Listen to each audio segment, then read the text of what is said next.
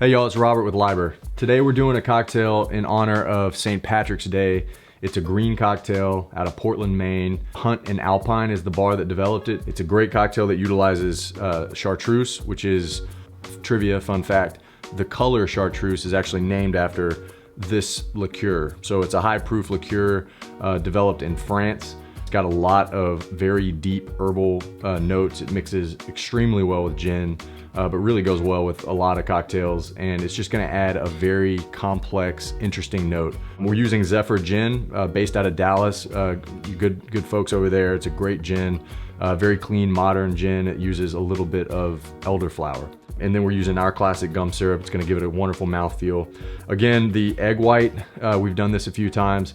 We always say it's optional. The truth is, we really want y'all experimenting with egg whites in your cocktails. It's a great way to add texture and give a little bit of froth to a cocktail. So it's a shake and drink. We'll start by adding ice to our shaker. Once we have ice in our shaker, we always like to add kind of syrupy or sweet sugar added ingredients first, so that subsequent ingredients kind of rinse out your jigger and it all makes its way into the cocktail. We'll start with half an ounce of our classic gum syrup. Next, we'll move on to this beautiful green, alluring liqueur, chartreuse, made by monks out in France. It's really a great spirit. It's a little pricey, but well worth it to stock behind your bar.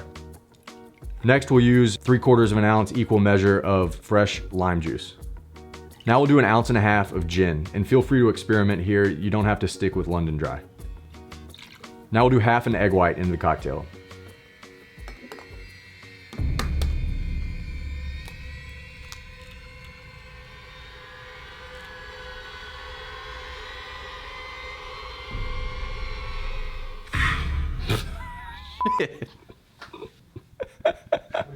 Roots.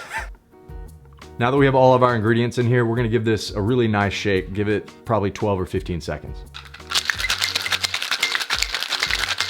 Let's do a large format ice cube here. It's gonna prevent this cocktail from diluting too much. Let's pop our Hawthorne strainer on and give it a strain. You can see this nice foam head that's starting to set up on top of this cocktail. That's from the egg white and the gum arabic. Now we're gonna garnish this with a brandied cherry and a lime wheel. This is the perfect St. Patrick's Day cocktail. It's a little bit green, it's got gin in it. This is what you need to be drinking. Cheers.